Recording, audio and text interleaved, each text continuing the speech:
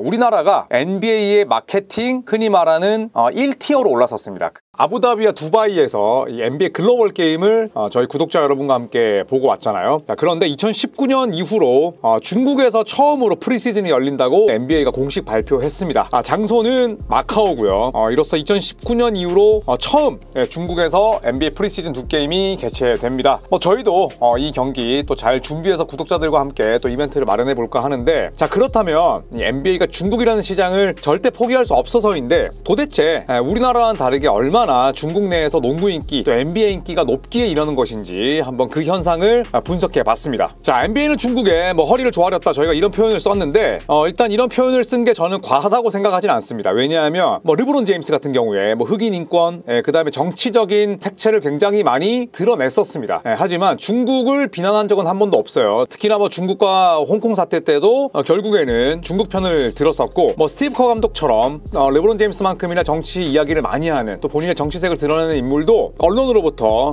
중국의 끔찍한 그 인권 역사에 대해서 질문을 받았을 때 아예 그 대답을 하지 않았었습니다. 중국, 그 다음에 중국 정부, 중국 역사에 대해서 단 한 번도 부정적인 말을 건넨 적이 없어요. 왜냐하면 중국이 두렵기 때문이죠. 중국 시장이 NBA에서 얼마나 큰지를 본인들이 알기 때문에 내 밥그릇에 손해가 가고, 그 다음에 내 직장에서 굉장히 좀 리스크가 뒤따르는 그런 일들은 하지 않겠다라는 신념이 더욱더 돋보였던 거죠. 어쨌든 2025년에 프리시즌이 피닉스와 브루클린의 맞대결로 열리게 됩니다. 마카오 같은 경우에는 라스베가스의 미니미 같은 느낌이에요. 저도 마카오를 저희 가족들과 한번 관광차 다녀왔었는데 라스베가스 느낌이 물씬 납니다. 물론 베가스에 완전히 비할 바는 되지 못하지만 굉장히 또 화려한 건물들, 훌륭한 체육관, 그리고 또 안전한 치안, 여기에다가 무엇보다도 NBA 선수들이 좋아할 만한 그런 이런 시설들이 있기 때문에 사실 NBA 팬들이 아니더라도 많은 관광객들이 찾는 장소이기도 하죠. 제가 생각했을 때는 중국 본토보다는 마카오가 훨씬 더 좋은 장소라고 생각을 합니다. 저희처럼 중국인이 아닌 제3국의 입장에서 간다면 중국 본토보다는 마카오가 좀 더 낫지 않나, 그런 생각을 하고요. 자, 그렇다면 NBA는 중국에서 왜 인기가 있을까요? 여러 가지 이유가 있습니다. 일단 중국 내에서 농구의 이런 역사가 상당히 오래됐습니다. 1895년에 농구라는 스포츠가 중국에 발을 내딛었다고 해요. 자, 그런데 이거는 미국에서 농구가 처음 발명된 지 4년밖에 지나지 않은 시점이라고 합니다. 그러니까 아시아 국가 가운데서는 가장 먼저 농구라는 종목을 도입하고 그 다음에 받아들인 국가가 중국이라고 봐야 되는 거죠. 자, 그리고 그만큼 역사가 오래되어 왔기 때문에 중국 시민들, 중국 스포츠 팬들은 농구를 중국 내에서 굉장히 중요하고 소중한 스포츠로 다뤄왔습니다. 그러다 보니까 이렇게 인기가 길게 지속이 되고 있는 거고요. 자, 그리고 이 농구라는 스포츠는 중국 군에 의해서 훈련 및 팀 스포츠로 대중화됐다고 합니다. 그리고 이 농구 코트는 도시를 투자하는 데 있어서, 도시를 설립하고 또 도시를 굉장히 아름답게 만드는, 또 도시를 건강하게 가꾸는 데 있어서 상당히 요긴한 스포츠였다고 해요. 왜냐하면 축구나 혹은 야구에 비해서 공간을 훨씬 덜 차지했기 때문에 중국 내에서 아무리 땅덩어리가 넓다고 하더라도 도시 시설과 그 다음에 도시 설비를 제대로 구축하기 위함으로써는 농구가 상당히 적합한 스포츠였다는 거죠. 그렇기 때문에 중국에서 인기가 높았다고 하고, 이러다 보니까 당연히 NBA도 중국 내에서 높은 인기를 끌 수밖에 없었습니다. 자, 그래서 이 중국인 덕분에 미국에서 가장 많은 팔로워를 보유한 스포츠 리그가 NBA가 될 수 있었죠. 중국의 그런 인구수, 또 NBA를 좋아하는 스포츠 인구 덕분입니다. NBA도 당연히 화답해야죠. NBA 역시도 중국 소셜 웹인 위챗과 아주 특별하게 협업을 진행하고 있고요. 자, 이 앱을 통해서 팬들은 본인들이 좋아하는 선수, 그 다음에 팀의 라이브 경기를 시청할 수가 있고, 또 NBA는 중국 블로그 플랫폼인 웨이보와도 특별한 파트너십을 맺고 있다고 합니다. 이 웨이보는 NBA 선수들과의 특별한 인터뷰 같은 그런 독점 콘텐츠를 오로지 중국 팬들을 위해서 콘텐츠를 게시하고 제공하고 있다고 해요. 사실 우리나라 농구 팬들에게는 정말 꿈만 같은 이야기인 거죠. 자, 이러한 파트너십을 통해서 중국의 시민들, 스포츠 팬들이 농구와 NBA에 더욱더 접근하기가 쉬워졌고요. 그리고 또 라이브 경기를 많이 보다 보면 당연히 또 농구의 인기는 높아질 수밖에 없겠죠. 일단 중국 내에서 가장 인기가 높은 스포츠는 뭐냐? NBA입니다. 전 국민의 24%, 약 4분의 1이 NBA를 굉장히 열정적으로 관정하는 아주 고관여 팬이다 라는 이야기가 나왔어요. 메이저리그는 19%, 그리고 NFL은 17%니까 24%의 NBA가 훨씬 높다고 볼 수가 있겠고요. 2023년에 NBA 뷰어십, 이 시청자들의 연령대를 한번 살펴보면 미국 같은 경우에는 30%대가 18살에서 34살, 그리고 55살 이상의 중장년층이 30%예요. 자, 그런데 그 사이는 39%죠. 중국은 그렇지 않습니다. 중국은 35살부터 54살, NBA의 타겟 시청률이라고 하죠. 굉장히 많은 돈을 쓸 수 있고 실질적으로 아주 관여를 높게 하는 그런 시청자 수가 50%, 전 세계에서 가장 탄탄합니다. 제가 알기로 이 스포티비, 제가 NBA 중계를 하고 있는 곳에서도 2049라고 해서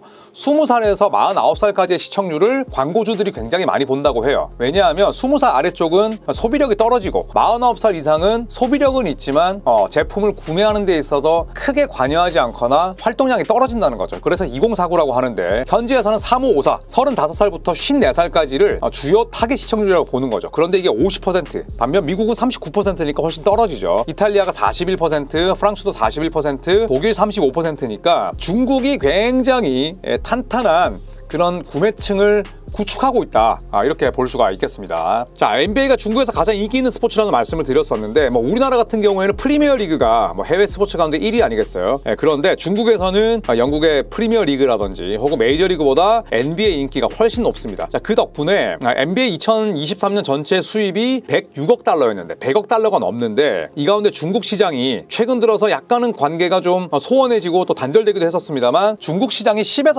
15%라고 해요. 어마어마한 비율입니다. 그쵸? 전체 수익의 10에서 15%면 절대 무시할 수가 없죠. 그리고 NBA가 방송 중계권 등의 관리를 위해서 세운 이 NBA 차이나의 자산 가치가 50억 달러니까 진짜 그야말로 어마어마한 겁니다. 자, 그리고 특정 스포츠를 시청한 응답자는 각 스포츠 내에서 어떤 특정 리그나 혹은 토너먼트를 시청하는지 선택을 하도록 질문을 던졌는데, 전체 가정의 52%가 NBA 경기를 시청하고 있다. 오른쪽에 나와 있죠. 그리고 34%가 챔피언스 리그, 그리고 피파 월드컵 30%, 프리미어 리그가 23%밖에 되질 않고요. 라리가가 20%, 포뮬러 1이 18%, 그러니까 NBA가 52%니까 절대적으로 높은 수치인 거죠. 이렇기 때문에 NBA가 중국 시장을 무시할 수가 없습니다. 오히려 벌벌 길 수밖에 없고요. NBA와 또 토너먼트 시청자의 이 인구 통계학적 분석은 NBA 지배력이 중국 내에서 얼마나 강한지를 또 강조하는 그런 지표나 마찬가지입니다. NBA 시청자의 4분의 1 이하가 유로리그나 기타 농구리그 경기도 시청한다고 답을 한 반면에, 다른 농구리그나 혹은 토너먼트 시청자의 70에서 80%가 NBA 경기를 시청한다고 해요. NBA는 어떤 식으로든 본다는 거죠. 다른 스포츠를 좋아한다고 하더라도 NBA 시청을 좌시하지는 게 아니라 NBA는 무조건 보고, NBA에 미쳐있는 팬들은 다른 리그를 조금 덜 보지만 NBA는 어떻게든 본다. 그만큼 로열층들이 굉장히 굳건하다는 겁니다. 중국 내의 농구 시청자들은 고소득층 가구에 거주한다고 응답할 가능성이 높았다고 해요. 보통은 고소득층 가구가 보는 스포츠들이 테니스, 골프 이런 거잖아요. 중국도 마찬가지입니다. 테니스와 골프로 높게 나오지만 NBA도 그 범주에 들어가 있다는 겁니다. 그러니까 돈을 많이 쓸 수 있는 시청자들을 다수 보유하고 있다는 뜻이죠. 중국 내에서 NBA 인기를 더욱더 폭발적으로 증가시킨 가장 큰 원동력이자 또 가장 큰 인물은 바로 데이비드 스턴 전 총재입니다. 1984년에 NBA의 총재로서 활동을 했고, 저도 뉴올리언스에서 올스타전 열렸을 때 이분과 단독으로 만나본 적이 있는데, 아마 데이비드 스턴 총재를 만났던 사람은 저밖에 없을 거예요. 아우라가 있더라고요. 아우라가 있고, 정말 교과서에 나오는 영어 발음으로 인사를 하고 또 말도 굉장히 천천히 하면서, 그 당시에는 또 한국에 NBA 코리아가 있었기 때문에 한국 시장을 상당히 높이 평가를 했었거든요. 조금 더 좋은 소식을 알려드리자면, 이번 2024-25 시즌부터 우리나라가 NBA의 마케팅, 흔히 말하는 1티어로 올라섰습니다. 그동안은 NBA 코리아가 우리나라에서 사라지고, 그 다음에 NBA 중계가 계속 지속은 됐지만 사실은 중국이나 일본이나 필리핀이나 대만에 비해서 우리나라의 NBA 인기가 높지 않았잖아요. 그런데 K-팝 영향도 있고 24-25 시즌부터 우리나라를 마케팅 1티어로 지명을 했다고 해요. 그만큼 이제 NBA가 우리나라를 더 많이 주목을 하고 있다는 뜻인데, 역시나 지금 애덤 실버 총재가 또 그런 역할을 잘 하긴 합니다만, NBA의 세계화, 그 다음에 중국 내에서의 NBA의 입지, 그 다음에 NBA의 순이익, 이런 부분들을 전부 다 긍정적으로 바꾼 인물은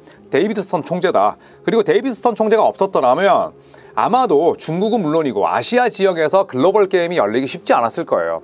1980년대 말부터 중국 정부와 협상을 하고 TV 중계권, 그 다음에 중국 내에서 NBA 경기가 열리는 그런 부분들을 일찌감치 준비한 덕분에 뭐 중국 팬들은 굉장히 행복한 나날을 보낼 수가 있었던 거죠. 자, 하지만 뭐 이런 상황이 이렇다 보니까 약간은 또 이중성을 띠게 되는 그런 NBA 선수나 감독들도 있습니다. 손태규라는 교수가 글을 게재했었는데 스티브 커, 르브론 제임스도 중국 앞에서는 뭐 좋은 얘기밖에 할 수 없습니다. 평소에는 신념을 내비치고 그 다음에 본인만의 굉장히 강력한 가치관을 내비치는 두 명이지만 중국 관련해서는 뭐 아무 말도 못해요. 저는 그렇기 때문에 사실은 뭐 스티브 커 감독이나 르브론 제임스가 정치적인 이야기를 그만했으면 하는 바람도 있는데 뭐 그거야 뭐 자기들의 자유고 한번 읽어보겠습니다.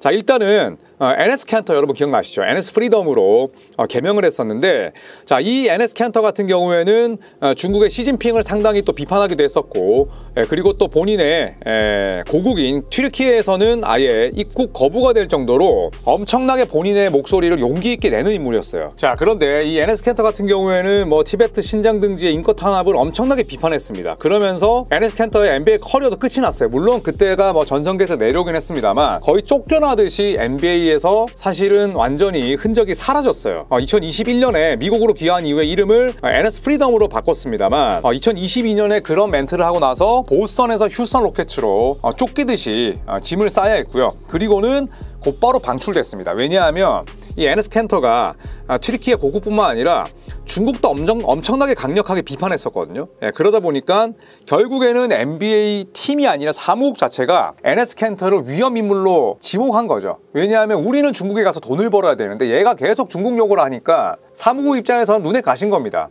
그러면서 NS 캔터의 커리어가 끝이 났었죠. 자, 그러면서 캔터는 발언을 뭐 조심해야 되는 부분이 있었다고 말한다면 그것도 틀린 말은 아닙니다. 왜냐하면 내가 속한 조직에 어쨌든 손해를 끼치면 안 되잖아요. 그런데 보스턴 셀틱스 소속으로 있을 때 어떤 얘기를 했었냐면 이 티베트 탄압에 항의를 하면서 시진핑한테 완전 쓰레기 같은 독재자라는 얘기를 했어. 중국이 그걸 듣고 가만히 있겠습니까? 엄청난 그 소국이 중국은 모든 보스턴 경기의 인터넷 송출을 끊어버렸습니다.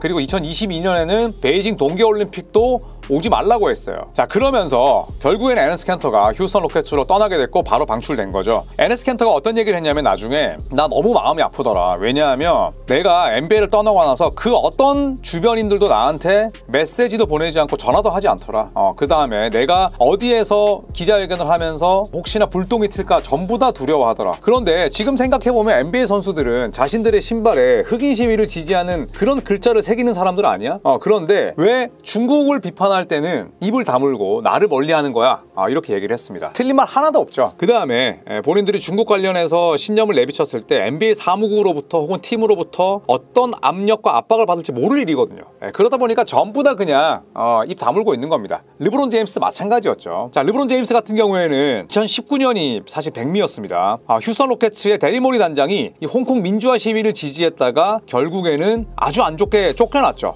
그러면서 스티브 커 감독도 마찬가지고 르브론 제임스는 데리모리 단장에게 not educated, 교육을 받지 못했다, 교육이 필요하다 이런 망언을 했었고요. 스티브 커 감독은 그때 기자들의 질문에 답하지 않았어요.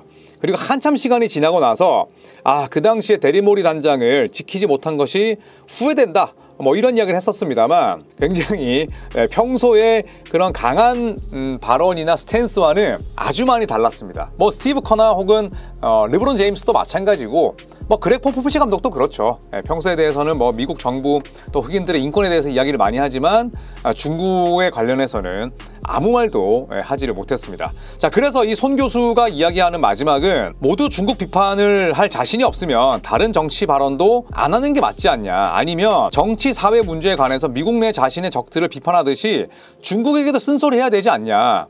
돈이 무서워서 중국에 벌벌 떨면서 사회 정의를 외치는 건 모순과 위선의 극치다. 그러니까 중국이 NBA를 만만하게 보고 마음대로 주무는 거 아니냐, 이런 얘기를 합니다. 뭐 저도 사실 이런 손 교수의 이야기에 동의는 합니다. 쉽지는 않겠죠.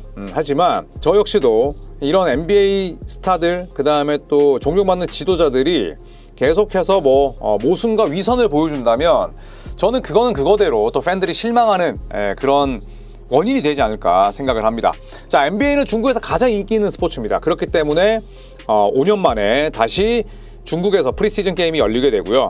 그리고 중국은 단순히 NBA 인기가 많은 것뿐만 아니라 구단주 40명이 무려 100억 달러 이상을 중국에 투자하고 있습니다. 대표적인 게 마이애미 히트 구단주죠. 마이애미 구단주는 중국인이 전체 승객의 8%를 차지하는 세계 최대의 크루즈 선박회사 주인입니다. 미키 에리슨이라는 분이죠. 그 다음에 중국과 합작해서 운영하고 있고요. 자, 세크라멘토 킹스 공동 구단주는 전체 회사 수익의 3분의 1을 중국과 홍콩에서 올리는 무선 기술 회사 퀄컴, 여러분 퀄컴 아시죠? 대기업. 여기에 2억 달러 이상의 주식을 가지고 있어요. 2억 달러. 엄청난 거죠. 자, 그리고 휴스턴의 구단주는 중국에서 식당을 10개 이상 운영을 하고요. 매년 5,700만 달러 이상의 매상을 올리고 있습니다. 여기에 브루클린 네츠 구단주 조 차이도 중국과 때려야 뗄 수 없는 인물이죠. 자, 이런 점들 때문에 결국에는 뭐 NBA도 중국 앞에 허리를 숙이고 고개를 조아릴 수밖에 없고, 중국은 NBA가 본인들에게 그럴 거라는 사실을 알기 때문에 항상 갑의 입장에 있습니다. 자, 그렇기 때문에 5년 만에 중국에서 NBA 프리시즌이 열린다고 했을 때 또 스티브 커나 혹은 르브론 제임스, 뭐 그렉 포포비치, 자, 이런 사람들의 이름이 또 회자되는 거겠죠. 자, 저희가 10월에 아부다비를 다녀왔을 때 굉장히 많은 팬분들이 좋아하셨어요. 왜냐하면 프리시즌은 아무래도 좀 널널하고 또 스타들의 뭐 시그니처라든지 또 물품을 받기도 훨씬 쉬웠었는데, 브루클린 네츠와 피닉스 선즈, 물론 뭐 브루클린은 이제 슈퍼스타들이 떠나고 없긴 합니다만 저희가 또 이 경기도 잘 준비해서 여러분과 함께 최대한 많이 또 최대한 즐겁게 또 떠날 수 있도록 미리미리 또 준비를 해보겠습니다. 자, 이상 5년 만에 다시 중국에서 열리는 프리시즌 경기와 중국이 NBA를 지배하는 이유에 대해서 살펴봤습니다. 고맙습니다.